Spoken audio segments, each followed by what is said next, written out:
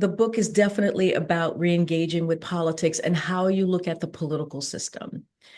I talk about that a lot in the book, and I really hope people take an opportunity to read it. And it is a moment, we are in a moment where we have to look at the two-party system. And we need a two-party system that's working in order for our democracy to move forward. And I do think that it's a broken system.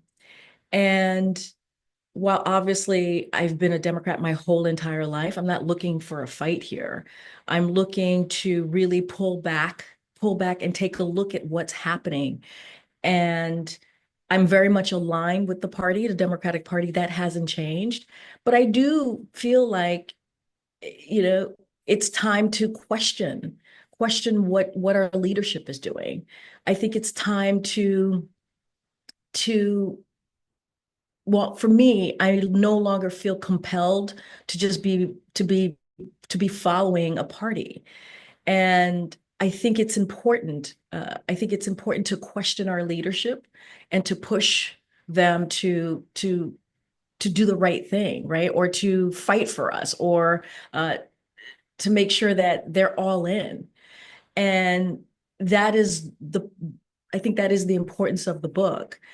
And that's why I feel like I need to step out of the Democratic Party and look from outwards and just say to myself, okay, what is it that I need to question and push forward? What conversations that we need to be having that's not happening right now? Why is the system broken? Why is it not working for everyone anymore? And that was really a big part of the book. And, I talk about that. I talk through the process about becoming independent. I talk about the importance of having a two-party system, and being independent is incredibly nuanced, right? It is a nuanced idea and thought, but I think it's important to not just blindly follow or not just be in a party because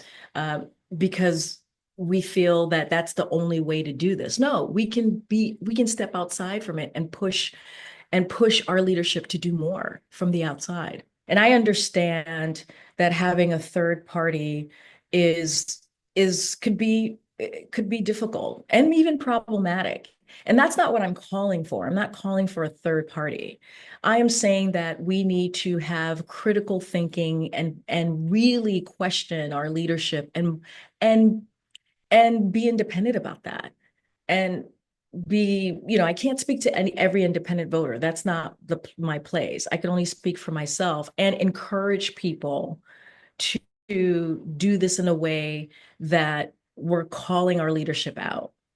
And look, as someone who, studied political science, as someone who has been in politics for almost 20 years, I get it. I understand how having an independent party could be really difficult and even problematic.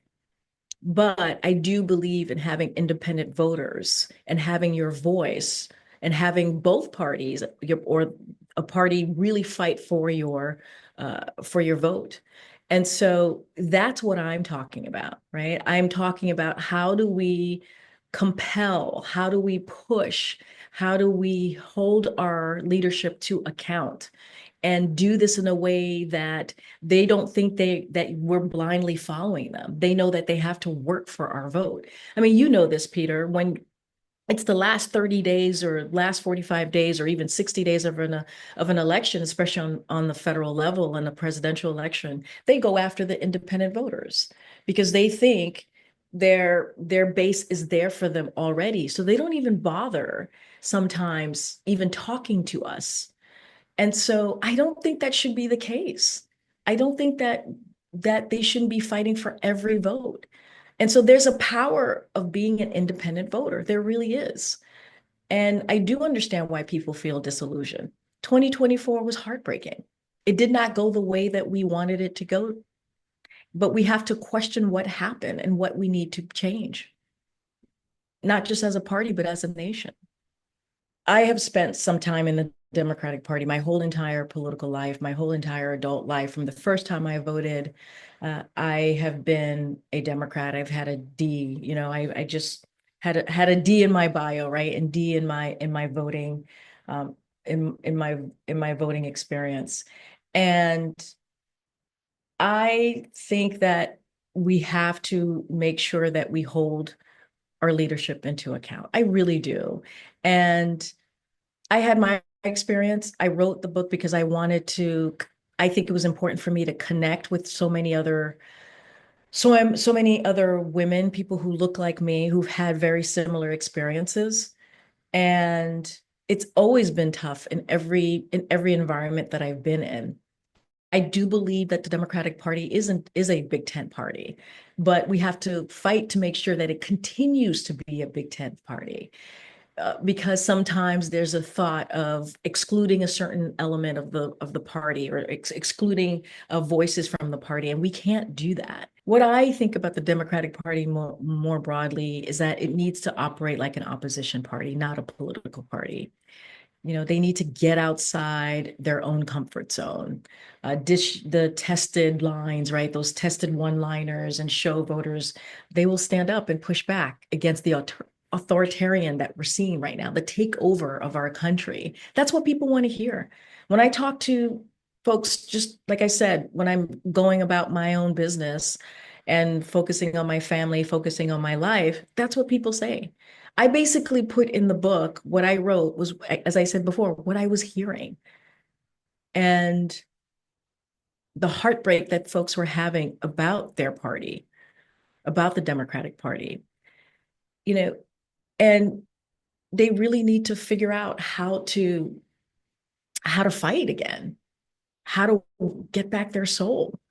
The last thing we need is another strongly worded letter. We need to show fight, demonstrate we still stand up for communities. You asking me about a Big Tent party. Right now, some communities don't feel like they're being protected by the Democratic leadership or party. And they have to show voters that they understand the urgency of this moment right now and what it requires.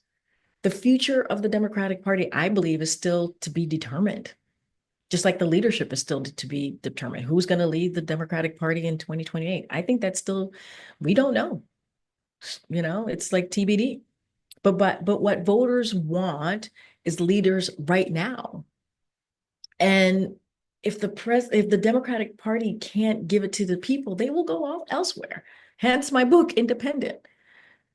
The party needs to, I believe, to think differently, act differently, and connect with voters in a far different way than they are doing this right now.